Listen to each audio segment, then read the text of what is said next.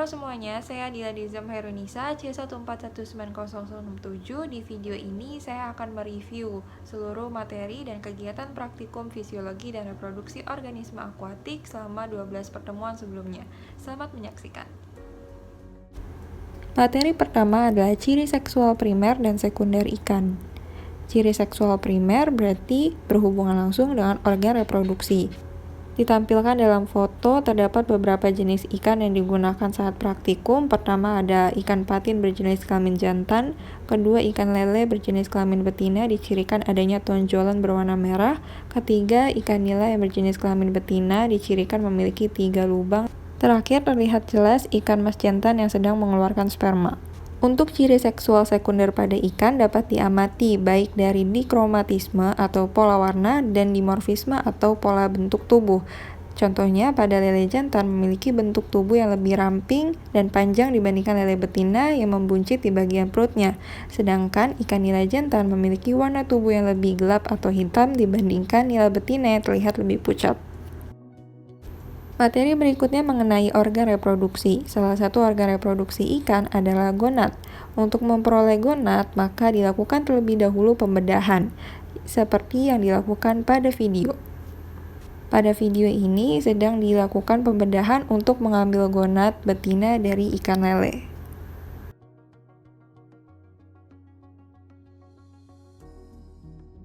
Nah, kalau sebelumnya adalah gonad dari betina, di video ini ditampilkan gonad jantan yaitu testis dari ikan mas.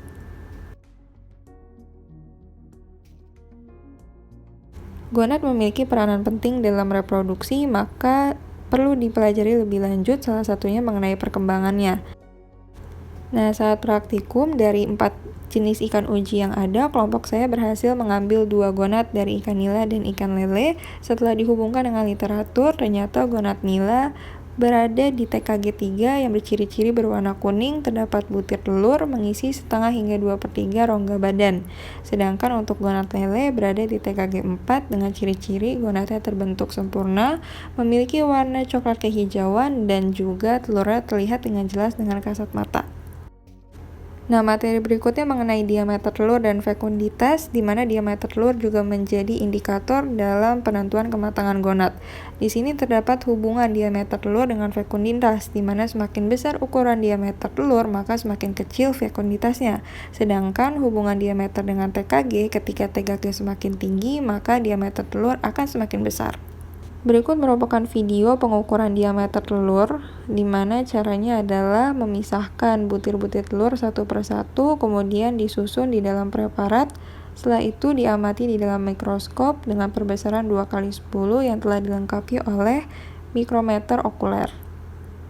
Berikut adalah data hasil perhitungan diameter telur ikan nila dan ikan lele.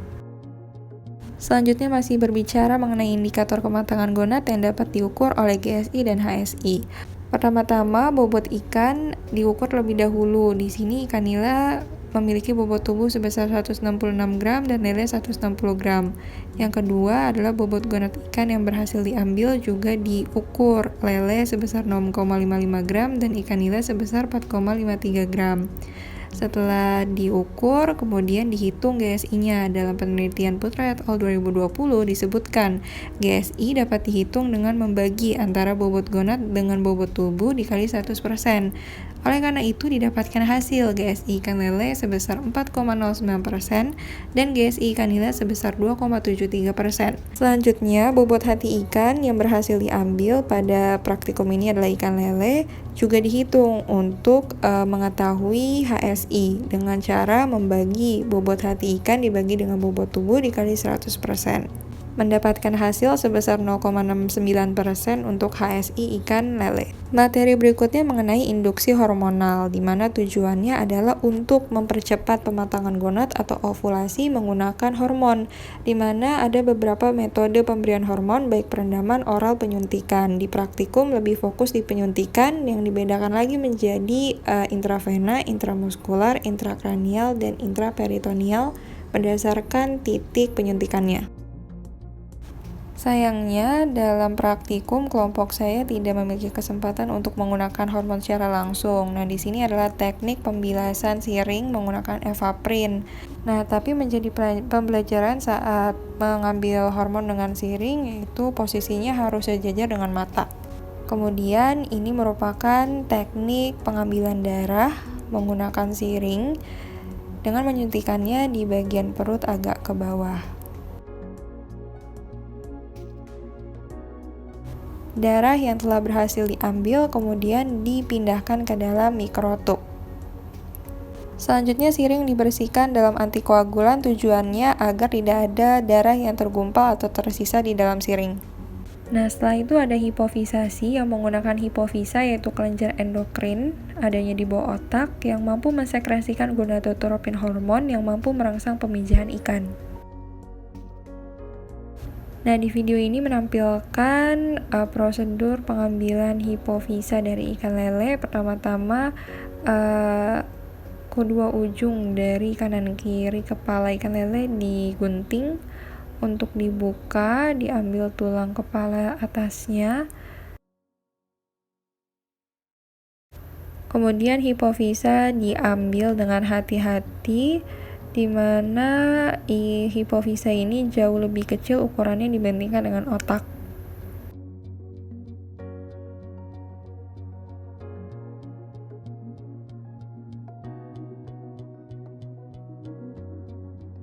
Ini pokoknya otak. Otaknya kita singkirkan dulu. Nah, di bawah otak tadi ada hipotalamisnya.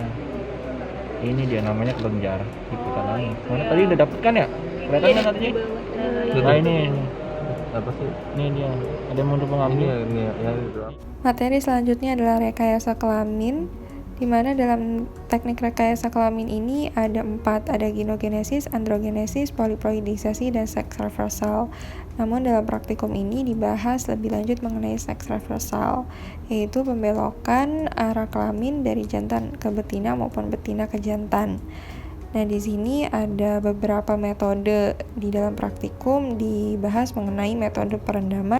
Nah, di sini ada video yang menampilkan tutorial dari teknik perendaman seks reversal. Pertama-tama seluruh alat dan bahan disiapkan, ada air, larva ikan, hormon 17 alfa metil testosteron, alkohol, dan kantung udara untuk aerasi.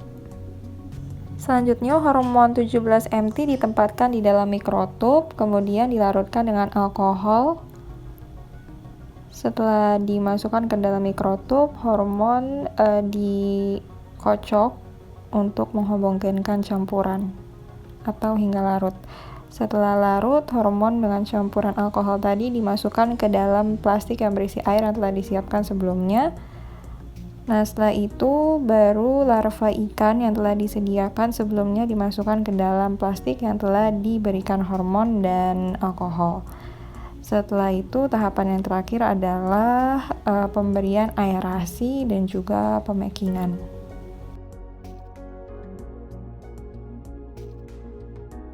Kemudian larva ikan direndam di dalam hormon selama kurang lebih 10 jam. Setelah dilakukan perendaman, larva ikan diambil untuk diamati gonadnya. Nah, untuk mengamati gonad terlebih dahulu, larva ikan dibedah. Nah, nanti setelah gonadnya terambil, kemudian gonad dicincang halus, dioleskan di preparat, diteteskan oleh asetokarmin, dan diamati di bawah mikroskop.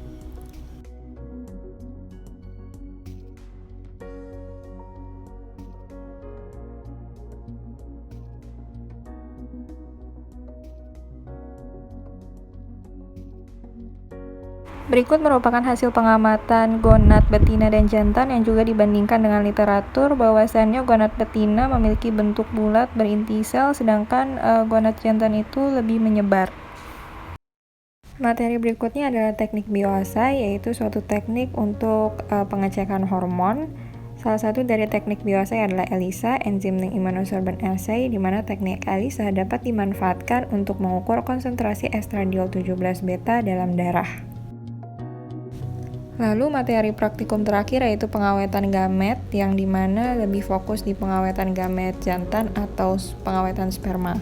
Di sini tujuannya adalah untuk bisa mengawetkan sperma sehingga saat dibutuhkan itu ketersediaannya selalu ada. Salah satunya ditujukan untuk pengamatan dan penelitian seperti praktikum ini, di mana di sini kami melihat bagaimana motilitasnya, viabilitasnya, dan juga kepadatannya.